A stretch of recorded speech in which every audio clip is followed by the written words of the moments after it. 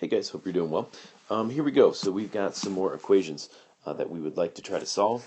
Hopefully we will be going in an increasing difficulty level. So let's find some ones here that we can do. Now, if we look at number 11, this is the first one that we're going to do.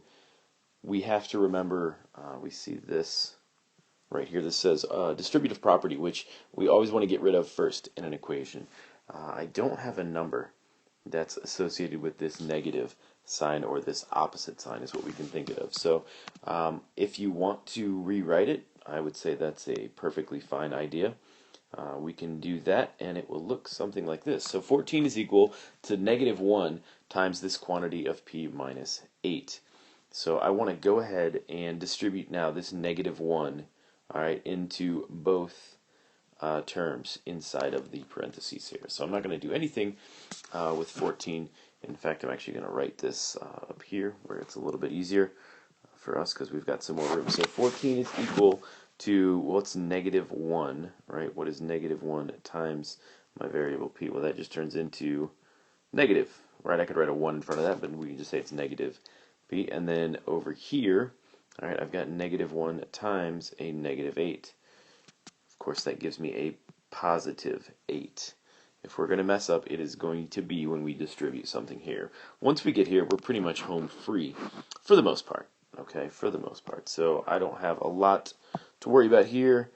I only have one variable. I need to focus my attention right here on this plus 8. We want to get, at the end of the day, all right, we want our equation to say p is equal, all right, to some random number here. I have no idea what it is right now. I want to do the opposite operation, though, of whatever this positive 8 is, or adding 8. And of course, that would be subtracting 8. So let's do that from both sides here. It cancels out on the right side.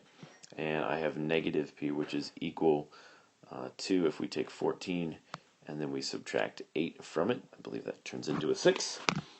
And now, are we done? No, because if you realize this, okay, negative, all right, this negative p is not the same as just solving our equation for a positive p, right, or 1p.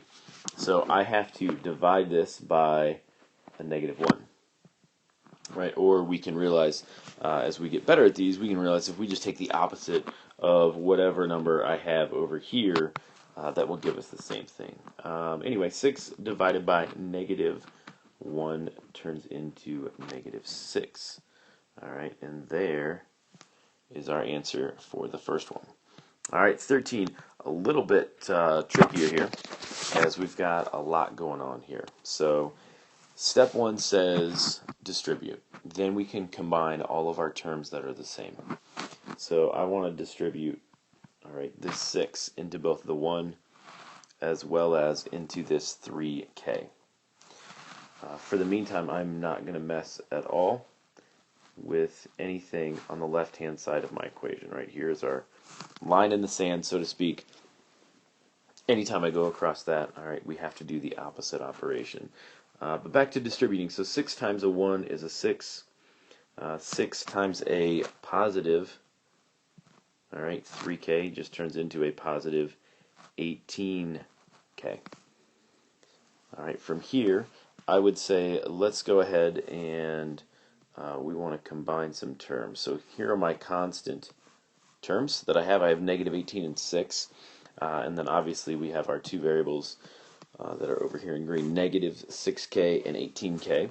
I like to move the smaller of the two. That happens to be this guy right here, negative 6k, or a minus 6k. The opposite of subtracting is adding. So we're going to go ahead and do that to both sides. On my left-hand side, it's going to cancel itself out.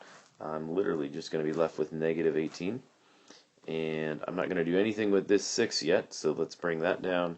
And now we can add this 18k plus 6k, which will turn into a positive 24k. And I need to now move this 6 over here. It is a positive 6, so the opposite of a positive 6, of course, is being a negative 6, or subtracting 6. So let's go ahead and do that as I run out of room once again. Negative 18 minus 6. negative 24. Alright, that is equal to 24k, and this just got real easy. Let's go ahead now. We want to divide because 24 and k are held together with multiplication. Right? This equation right now, as we read it from left to right, says negative 24 is equal to 24 times some number. Well, if we're not sure what that is, we can just divide by whatever coefficient is in front of our variable k, and that happens to be 24. So we will do that. K turns into negative 1. Fantastic. Alright, let's have some more fun here. 15 looks like a winner. Remember, distributing comes first, so let's mess with that. I only see one thing to distribute here, and that, of course, is this 2. So I need to distribute or multiply it into both of these. So both the 4x and this negative 3. So 2 times 4x gives me 8x. 2 times a negative 3 is a negative 6 or minus 6. Then I've got this minus 8 equal to a 4, and finally plus 2x. I have conveniently color-coded our like terms together so it's easier for us to see them. Alright, at this point we can go ahead and actually combine these two over here, this negative 6 minus 8. They're on the same side, right, of our equation. Here's our line in the sand that says left side and right side. It breaks our equation into 2. I'm going to go ahead and combine these as they are right now. So 8x, you stay put. Everything over here is going to stay put as well. Negative 6 minus 8, we can go ahead and do that, and that will turn into a minus, I'm going to say 14. Okay, now if we think about this very visually, I need to bring my 2 red terms together. I need to bring my 2 purple terms together. At this point in time, it makes no difference the order in which I do that. I could pick on 8x first, or I could pick on 2x first, or I could pick on negative 14, or I could pick on 4. I'm going to say let's go ahead and move the smaller variable first. That happens to be negative 2x, or I'm sorry, positive 2x. I'm getting ahead of myself. How do we want to move that? Opposite operation says negative 2x, or subtract 2x. So if we do that, this side will cancel out, and I am left with 6x, right, minus 14 equal 4. And I don't have a choice. Now I have to move this. How do we do that? Well, I'm going to go ahead and I'm going to add 14.